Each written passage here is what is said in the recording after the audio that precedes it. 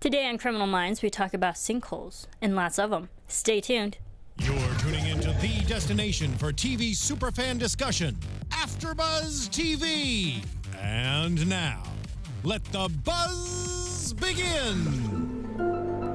Hello, everybody. Welcome back to AFTERBUZZ TV. We are here doing the Criminal Minds After Show, Season 12, Episode 11, Surface Tension. I'm your host, Marisa Serafini. You can follow me on Twitter at SeraphiniTV. Joining me, I have... Michelle Cullen, and you can find me on Twitter at Michelle_Cullen. Yes, Chris is not here, unfortunately, but don't worry, he'll be back. Surface Tension. What were your quick thoughts of this episode? Quick thought. Overall, it was interesting. We haven't had a religious-based Unsub in a while. Yeah. So it was kind of... And I love just how different they make it each time. Because when you look at it objectively, it's like, okay, here is a religious killer. Here's a religious killer. But every single time, it's a very, very different, unique situation. Oh, of course. And I think that's the cool thing about Criminal Minds. Yeah, we have a serial killer every week, but... And it could get very repetitive in some aspects, it can, but it's always different. And I think after 12 years, they still make it really original every week. They do. It's just, it shows in a very dark way that even though everything may appear the same, it's all unique. Yes. So let's talk about this unique episode, shall we? We'll start with victimology, as always. At the beginning of the episode, we find out we're in Tampa, Florida. Yes. And what were your thoughts of this cadaver scene? It was the ME. I've never been drawn to the medical profession, so kudos to everyone who does. I took a tour of UCLA, and they were like, "That's where we keep the dead bodies," and everyone laughed on the tour, and they were like, "No, really, that's where those are where the cadavers are." And I was like, "Oh God." So I don't know. Like, I guess you have to find humor in your work. Apparently, they did. The head coroner, though, was much more respectful and had that interesting talk about how our time is temporary. We just inhabit these vessels. They're just things. Mm-hmm. I thought that was cool, but playing with a dead body is just not... It's not cool. It's not cool. Well, it's like, you got to remember that. Like, that was a real person not that long ago. Yep. And especially now, learning later, and we'll get to it, but learning later that he was like a really good guy, and now you're like pretty much defiling his body. He just makes you feel bad.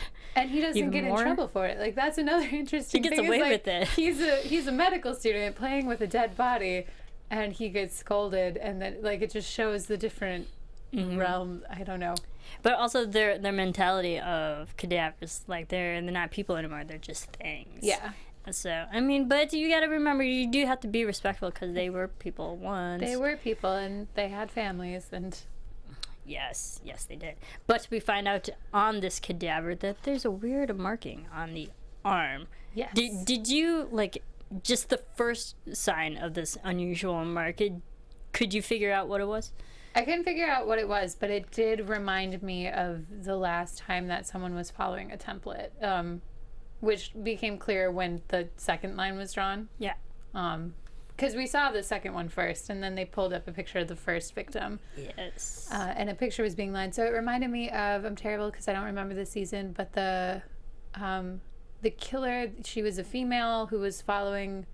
the stars? Yeah. In the sky? Yeah, and Prentice figured it out. She was finishing her Season 4. Partner's work, yeah. Season 4. That's what it reminded me of a little bit. No, that was a great episode, and that was the episode... Derek got thrown out the window. Oh, yeah. Great episode, you guys.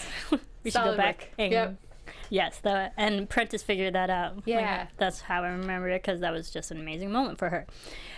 Yes, but these victims, now we find there's 2 bodies with unusual markings. Of course, the BA unit goes and figures it out. Eventually. Yeah. Eventually. But there. The interesting thing is, okay, so the first victim was Helen Bollinger. She died in a car 10 days earlier, found with 50 sleeping pills in her system, but they ruled it a suicide. That doesn't seem suicide. That's interesting because I don't know what the level of evidence needs to be to meet investigation for potential homicide, but just that weird that bureaucratic line of we didn't have enough evidence gathered to say that it's not a suicide. But guys, it's probably not a suicide. Probably like, not. that's a weird. I don't like that. No, I think that's really unfortunate, because if that was technically misdiagnosed as a suicide, how many other cases are like actually something Suspicious else? and something else, Yeah. and they don't meet the threshold of evidence or whatever it is. Yeah, it just makes me wonder, like, how many other cases are out there that are actually incorrect Yeah, based on quote-unquote evidence. or lack thereof. Yes.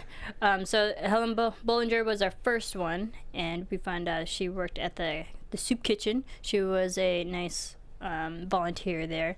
And the second person, who was the cadaver at the beginning, George Finley, he died of a heroin overdose. Yes. That was, yeah. Like, I don't know how you could rule those a suicide. I really don't, objectively. I mean, if you think about it, like, if you take it out of context, like, people have overdosed on medication. That is true. And someone there are who's- cases where people have overdosed on sleeping pills. Yep. And then someone could get depressed on the streets and shoot up a bunch of heroin and overdo it and die, I guess, Or objectively. overdose. Yeah. Yeah, so, but it was to the point where, when we find out more about them, that these are pretty much star citizens. Yep. And they would never do that. They would never ingest 50 sleeping pills or self-inject heroin. Yep. Because George Finley ran a drug rehab center, so it'd be ironic he actually died from drugs. Yeah. I thought this was interesting. Did you find this connection in any way? Like, did you pick up on this connection, knowing that these people died ironically from this unsub? I didn't pick up on that connection so much as the soup kitchen type situation. right. Like, that made sense to me. I think that the methods of suicide were matters of convenience. She had those sleeping pills in her home. So that was how it went. Because moving forward later in the episode, he has 2 different guns. Yes. And that's how he that's how he does Owen and his wife, and then how he tries to handle Yeah, Eleanor. coerce. Yeah. Yeah, because we found out, because these are unlikely deaths from the actual victims themselves, they would never do this, that it has to be out of force. Which I liked how they picked that up real quick. Yeah. But let's go in a little bit into the unsub before we move on to the other victims. But the unsub, were you surprised he was a young guy? To an extent, we never really got a definitive age on him. We just we know didn't. that in his young 20s, his parents were swallowed by a sinkhole. Which, So, yeah, he's young 20s, I guess, because they said that the killing started soon after that. Sorry, I thought that through all the way. Got there. Not a definitive 20 in the like, age, yeah. but like it looked like early mid 20s. yeah. But I was just really surprised of the whole religious, somewhat theological connection that they had with the unsub and sinkholes. I wouldn't have put Yeah. those two together. No, this sinkhole thing threw me off when Alvez shared that idea, and I was like, that is grasping at straws. Yes, it's weird that the sand is there. Yes, you should follow that. I don't understand, though. I didn't understand where it was going. Yeah, me neither. And well, we've seen from other episodes, like every time an unsub dumps a body somewhere, they usually like take into account what kind of location it was, Yep. and the fact that these bodies were dumped in like run down, Decrepit areas. decrepit areas. I think Elvis was really smart to pick that up. Yeah, absolutely. It was just, I mean, I accept the fact that Elvis is smart. I liked how he brought that, because I wouldn't have picked that up. But the conversation with Reid and him over the phone when they're trying to explain sinkholes was like above me. Yep. I related to Rossi really strongly in that moment. Rossi and Prentice. And And we're like, Prentice, yep, we would chime in too if we knew anything about Yep. sinkholes, cover subsidence sinkholes, and cover collapse sinkholes. Ugh. Which are actually interesting. I didn't realize like how many different types of sinkholes there Yeah. are, or like the actual definitive names for them. Cover subsidence. I can't even say it. Cover subsidence sinkholes are where the ground gradually form a depression over weeks, which I thought, and cover collapses, which I think everyone terrifying really ones. knows are the terrifying ones when the earth just collapses in. Yep. that happens within seconds. Yep. So, but we find out this Unsub is dumping these bodies at the cover subsidence sinkholes. Yes. For the most part, In those rundown three, yeah. areas. Yeah. Yeah. But gotta love Garcia figuring this out also, because we find out that there were other victims 3 years ago that were killed, but like the MO was different, and they're like, is this the same guy, even though the MO and the types of victims are completely different. Yeah. So like what happened within those 3 years That was interesting. and 10 months, really. They were looking for that 10-month gap. That sweet what spot happened. between the crimes, yeah. Mm-hmm. That was so weird. That was his family upbringing, and something probably within him as a person led him to become a killer. And he was, by all definitions of the history of this show, he was a pretty typical serial killer. Unsubbed, messed up by Unsub. his parents. Yep. What were your thoughts of Fred and Marnie Jarvis and their whole background that led Bryce Jarvis to do what he was doing? I'm not sad that they fell in a sinkhole. Oh, yeah, me neither. Like, that's the nicest way I can put that. But that's very just- true. That is not a nice family upbringing by any sense of the phrase. No. Huh. Yeah. When we were learning more about Fred and Marnie, it was like they had a spiritual center outside their car, so it was like obviously not properly government funded. They converted their 2-car garage into an Old Testament church, basically. Yeah, Like, pretty much. Only the Old Testament, also some other crazy stuff. And they were selling ointment that would actually physically repel Satan. We never found out what that was made out of. I wanted closure on that. Yeah, I was like, what could it possibly have been? Like, I wanted Garcia to pull up a defunct file. like, what was this ointment? What was the name? Yeah. This was one of those moments, and like, granted, I love Criminal Minds. It's brilliant, but this was one of those moments when we got all this information. I'm like, yep, I'll go with it. Right. Yep. I was like, this is really left field, but I'll go with it. I accept it. It was extreme enough for me to believe that these parents truly messed up Bryce's life Yes. as a kid. But knowing that the parents pretty much denounced him as a child, and Bryce kind of felt the same way. Yeah. In reverse. I kind of felt bad for Bryce, though. A little bit. Well, especially he couldn't hold down a job. He had no money. It was either that or be homeless, which ties into the shelters potentially. But I can't imagine like living with someone you hate, knowing that they hate you too. Mm-hmm. And just having that be your existence day in and day out. That cannot be good for your psyche, No. your well-being, your No. life. None whatsoever. And until the day, April 2015, apparently, when the world collapsed and had his parents, Fred and Marnie, literally fell down in a sinkhole and they died. They fell into the earth and went boom. Pretty much went into the pits of hell, as Bryce thought of it was. I'm not sure how he got out. If the house collapsed, They into said this he giant crawled hole- out. He crawled out. He did fine. managed to escape. Maybe the main house was more protection than the 2-car garage. Yeah, I just thought because they were always questioning, and the BAU team was questioning like what happened within, this 10-month period, because we were always talking about the episodes and people's stressors, like something major had to happen in his life for killings to go off like this, and it was just a big surprise to me. I didn't see sinkholes as a thing. Be like, oh, that was a big enough thing for me to go off and start killing people. Yeah, I think it had to do with whatever his parents were preaching in their 2-car garage church. That had to do with the pits of hell and him living through that moment and seeing his parents, probably not seeing them, but seeing the giant hole that swallowed his parents. That probably solidified his belief in hell and the fact that he could send people there. It's true. It's true. Yep. I thought it was interesting. I thought the whole twist, though, I didn't see. Did you see this twist coming that he was aiming for, seriously, like, upright citizens to go to hell? I don't... Essentially.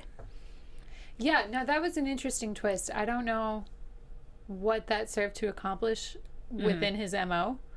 But it was clearly as satisfying as what I imagine the sexual assault factor was to help clear his psyche. Right. I was just surprised, like, why choose seemingly good citizens to go to hell when they've done literally nothing bad to him? Because you saw his interaction with Eleanor, who was the third victim. Actually, she was the fourth person. We had Owen Sims as well. Yeah. But Eleanor, who like actually treated him really good. Yeah. You know, and like offering food to him at that shelter there. But I was just questioning why he's targeting good citizens, where you think his MO would be targeting other people who have, you know, transgressions against him into hell. I mean, I think it has something to do with the symbol he was writing on every single one of his victims, because that was the constellation of Satan. Yes. So I think he thought he was star cluster. I think he thought he was Satan's buddy, like just helping him out, giving him bodies, sending him to Dante's circles of hell. Mm-hmm. Just throwing him down holes. Yeah. I think it was just like, why send good people who treated him well to hell, where you think it would be for people who treated him bad, he would send to hell instead. That would make more sense, but if he really thinks he's serving the devil, he might want to send the most righteous souls down because they'll be tortured the most. I don't know. Maybe. I haven't read Dante's Inferno. It's on my list. I read it a long time ago. I'm trying to remember. Not that it's really mentioned in this. That's a different episode that deals with Dante's Inferno. That's very true. That's a messed up episode. Go back to that episode. But I like the Ophiuchus star cluster because, again, I did not see this coming. Yep. And that was pretty much the constellation of the devil. The different points on the star cluster was pretty much a map of where the dumping grounds were. It's probably because I'm terrible at topography and directions. I did really, really bad in, what is it called? I don't even know what it's called. That's how bad I was. Finding your directions in the woods on purpose with a compass. There you go. What is that called? I don't know either. So you were not a Girl Scout. It starts with an O. It's fine. Okay. I was in JROTC. I just walked on a straight path, and that's how I cheated. But, like, knowing how a constellation in the sky lines up on the ground and finding dump sites, that sounds like so much work. That does. And I was just surprised that Florida has hundreds of sinkholes that we just don't know about. I was really hoping an alligator would be involved. Like, I want an alligator to be involved in a Florida case. It'd make more sense if an alligator swallowed up people instead of sinkholes. That's a whole different show as well. Different. That's a show that should go on like Animal Planet or something, or 1,000 Ways to Die. We shouldn't joke about that because that's serious. But yeah, I thought it was interesting. But if you think about it, Florida, you know, with all the tsunamis and, you know, just the physical environment that they always have to deal with, Mother Nature ruining the landscape there, it makes sense that there'd be a lot of sinkholes. It does. In that state. It definitely does. It's kind of like, I don't know, I know mudslides are more common here, but I think I've seen video of a couple of it, but it's the same concept of a lot of rainwater or ocean water making salt water desolidifying the ground, making it more susceptible to change. And you see the videos of roads just collapsing because they're no longer structurally sound.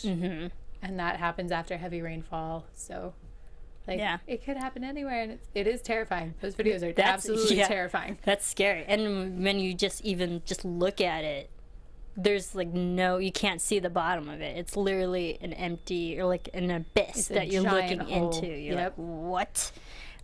Scary stuff. Yeah, and we had the poor Owen Sims, who was like another victim who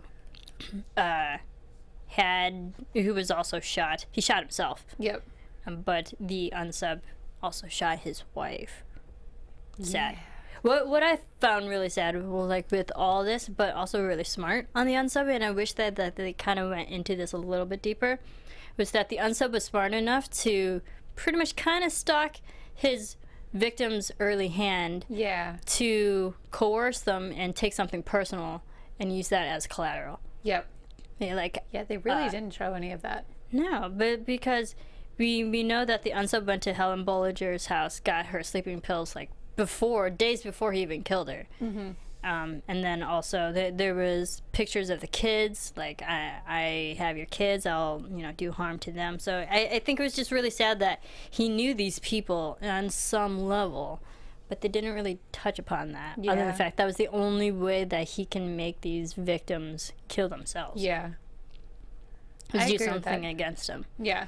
I wish they would have gone a little more into that, because it would have been, even if it was just in that room with all the candles and the heat lamp that he was burning himself on, if there was a computer that had, all of the research and stalking and whatever open, yeah, I think that would have satisfied me a little bit more on that. But just for him to inherently know all of these details about that family, but we never get to see that, it was a little like, oh, okay. Yeah.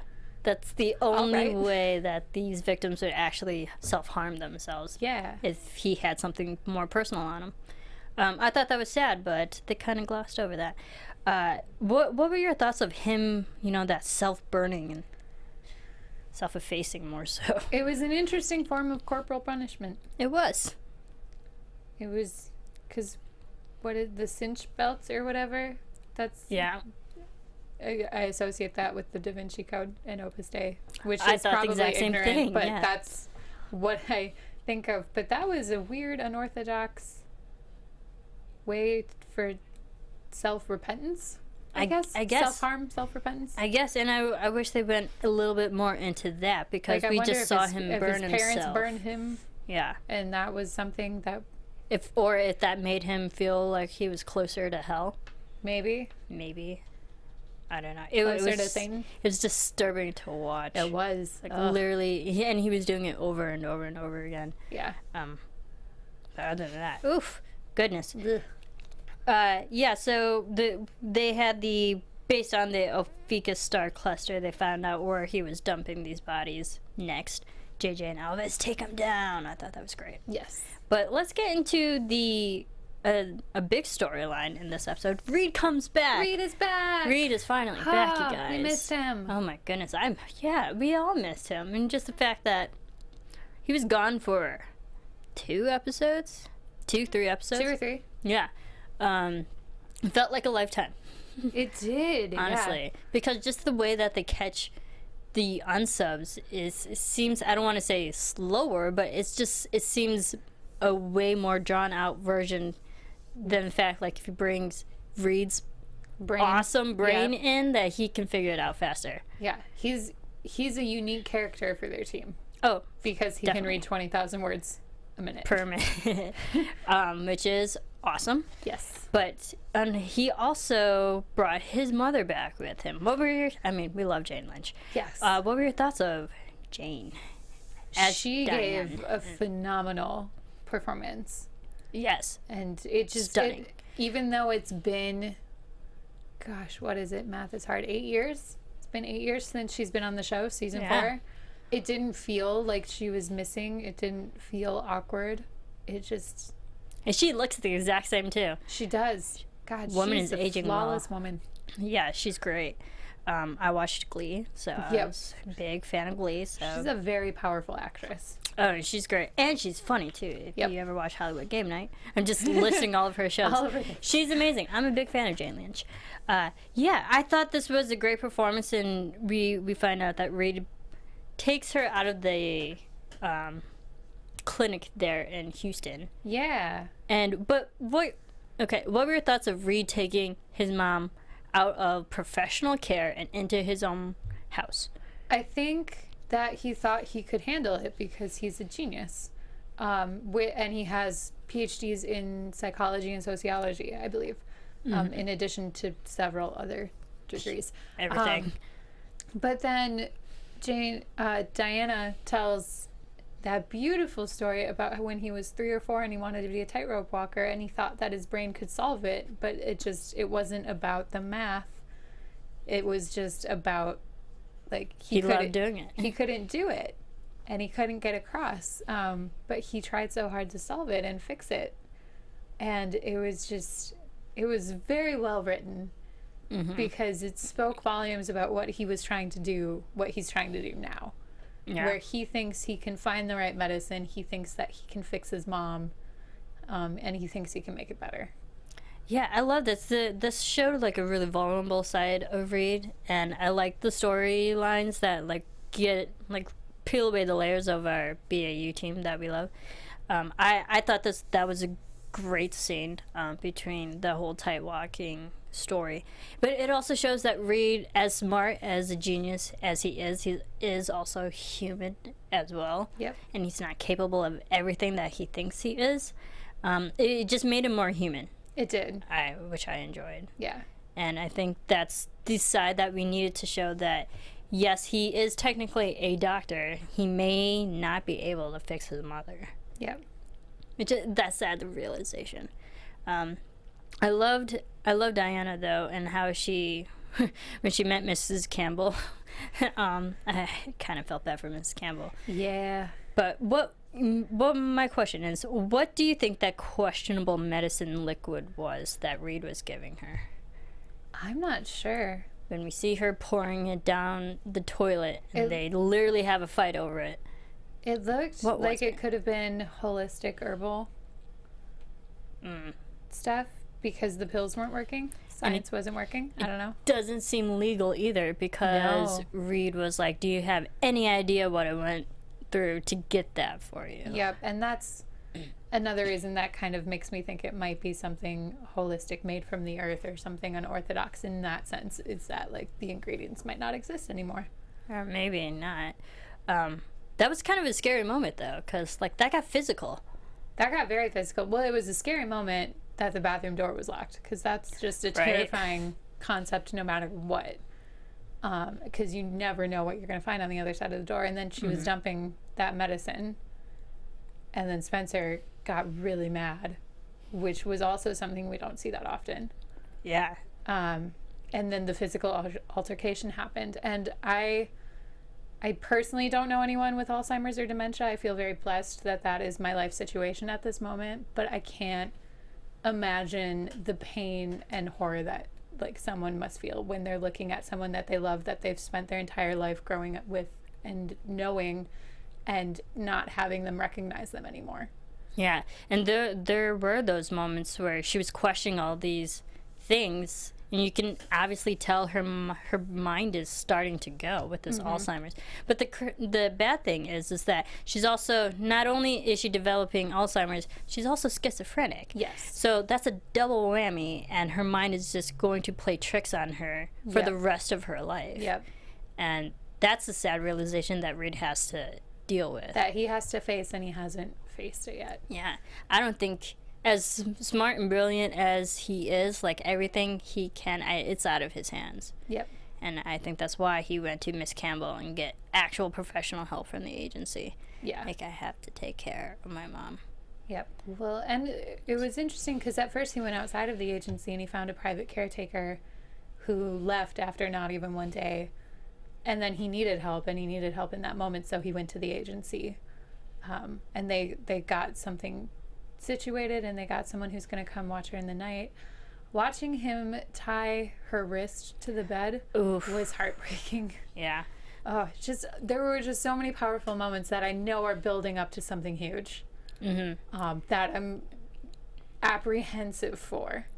Yeah, I'm anxious for it in a bad way. Yeah, very anxious. She's supposed to be in one more episode. Yes. Yes. So her storyline is not over yet, but I think this is a slow burn to something. Yeah. I think she's in for 2.5 episodes. Oh, great. So this entire Spencer arc that's happening right now. Yeah, it's going to be interesting, because even during all of this, we get Rossi and JJ, like the general concern for her friend and coworker. She also says on the plane, "I have a bad feeling." Yep. So, and mothers know. I was going to say, it's a mother's instinct. It's real. It's happening. Something bad is going to happen. Yeah, something's bad's going to happen. And if it was from, because it was from JJ, I believe it. Yep. You know, and we've seen the episodes where JJ, when her like maternal instincts kick over and that need to protect her family takes over, it's real and it's raw, and she tackles it. But when she has a bad feeling about someone else's family, it's probably true. Yeah. So I hate to admit it, but I think something bad might happen to Diana. Yes. That might take us into predictions. That might. Maybe.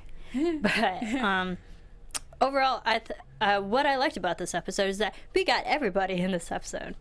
We We did. got the whole BAU unit. The whole gang was together. Yeah, not maybe all together, but they were there. But they were all present. they They all were there. had lines. They all contributed to solving the case. Yeah, and I thought it was a really well-balanced episode because now that they have to write for essentially 8 BAU team members, I think the lines were nicely dispersed. Yeah. On top of a whole Reid storyline.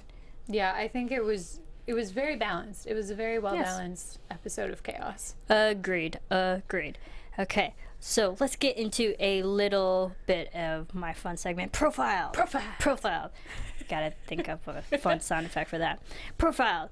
The prank involving the dead body in the morgue was played by a real person. That's not a cadaver. That's a real wondering. person. And Yeah. I was actually, because I'm terrible at, I can't fully relax. All of that was a really fragmented sentence. But if someone tells me to go limp or like completely release my neck, I can't do it. I actually tense up more and I focus. So I would be a terrible cadaver. Yeah. Be like, I just need you to flop around. It's like, I probably couldn't do it either. But yeah, it was played by a real person. wow. A professional ballet dancer with the kind of body control to match the saint. So, yeah. So you Wow. have a professional person who can actually physically move in intricate motions. Very well Would done, not sir. have figured that out, but yeah, that was amazing. The design team of Criminal Minds reverse engineered the ink drawings seen on the victims in order for them to line up with the sinkhole disposal sites. So the whole Ophiuchus star cluster, they reversed it. They pretty much flipped it, so it would actually Okay. match with the topographical map of Florida. Wow. So it would match up with real Tampa sinkholes. That's crazy. Yeah. I was Wow. like, look at that. The episode location Tampa was chosen because it has an exceptional number of sinkholes, and the Ophiuchus star cluster is known as the Devil's Constellation, which they mentioned in the episode. I thought it was great. And of course, the quotes, we must remember that Satan has his miracles too. That was at the beginning by John Calvin. And then at the end, time moves in one direction, memory in another. I think it's interesting we went from like Satan to like a more meaningful, deeper kind of topic. Yeah, like the first quote memories. was directly relating to the case, and the second quote was directly relating to the character arc of Spencer. Yeah, to read, definitely. And a little bit of news and gossip, actually. AfterBuzz TV News. Yeah, so this show has been off for like 2 weeks, but in the 2 weeks, Criminal Minds took home the favorite TV crime drama award at the People's Choice Awards in 2017. I was like, yes! Right? Yes. So the popular vote matters. No, it does. That's what a bunch of people said. I'm not going to take credit for that. Yeah, well, the show is still popular, you guys, and Yeah. I love the fact that it was more popular, quote unquote, compared to the other crime dramas that we have on air, still have on air. That the show is still kicking it. It is. And then there was a nice interview with Adam Rodriguez on Parade.com. Definitely go check it out, Parade.com. And he dishes on joining Criminal Minds, the character dog Roxy, and funny moments with Kirsten Bangsness. Cool things about it. It was more so like when he first joined Criminal Minds. You know, he was on CSI Miami for 10 years, and he's like, I was the new guy in this show, and I know what it's like to get into a very already established tight fit unit, you know, when people work together for so long, especially in Criminal Minds. But he's like, it's been 6 months now, but probably from day 2 or 3, I feel like I've been there from the beginning. It's such a great group of people from the top down, talking about, you know, working on Criminal Minds and his cast members, and I thought that was really sweet. And he's a big fan of Erica Messer. He says she's a wonderful showrunner, a creative talent, and a wonderful person. Nice. Yeah, and And he talks about Roxy, the dog, and Roxy will be back for more episodes. Oh, so good. we get more I love Roxy. the dog. Yeah, we get more Roxy, and it was actually a really nice article. Go check it out for more on Parade.com with Adam Rodriguez. So Cool. other than that, I have a little news on the Kirsten front. oh yes, dear. Yes, so Kirsten Bangsness is doing a one-woman show called Mess this entire month at Theater of Note. So if you live in Los Angeles and you are a fan of Kirsten and her awesome work, you should definitely go to theaterofnote.com and check out info on that play. It opens tonight, actually, in an hour, and then it runs through February 25th. And I will be with her in a little cameo moment on February 17th. So Oh, there you go. come check it out. This is so LA. I love it. Right? No, that's great. And she's very big into theater. For those who don't know, she's a regular at Theater of Note. She's been a member she's on the for board. like 2 decades. Yeah. She's been there for a long time. Long before Criminal Minds started, she was there performing. Theater is her thing. Good for her. So if you are in Los Angeles, go support her at the Theater of Note to check out her one-woman play. Good for her. I love those. I've heard kind it's of shows. amazing. I'm sure it is. This is its first official run. I'm sure it is. Yeah. I mean, you have Kirsten Bangsness, and that's all you need. And her storytelling. And just her spirit. And just her. Yes, and just her. That's all you need. All right, so great episode. In the meantime, where can everyone keep following you? You can find me on Twitter at Michelle_Cullen. And you can follow me on Twitter at Serafini TV. You can follow all of us here, Twitter, Facebook, Instagram, all those fun social media platforms at AfterBuzz TV. Keep rating, keep commenting, keep subscribing. We are at halfway point of this season, so we got more episodes. Like 8 more episodes. Yeah, more episodes coming. Thank you everyone for tuning in, and we will see you next time. From executive producers Maria Menounos, Kevin Undergaro, Phil Svitek, and the entire AfterBuzz TV staff, we would like to thank you for listening to the AfterBuzz TV network. To watch or listen to other after shows and post comments or questions, be sure to visit AfterBuzzTV.com. I'm Sir Richard Wentworth, and this has been a presentation of AfterBuzz TV. Buzz you later. The views expressed herein are those of the hosts only and do not necessarily reflect the views of AfterBuzz TV or its owners or principals.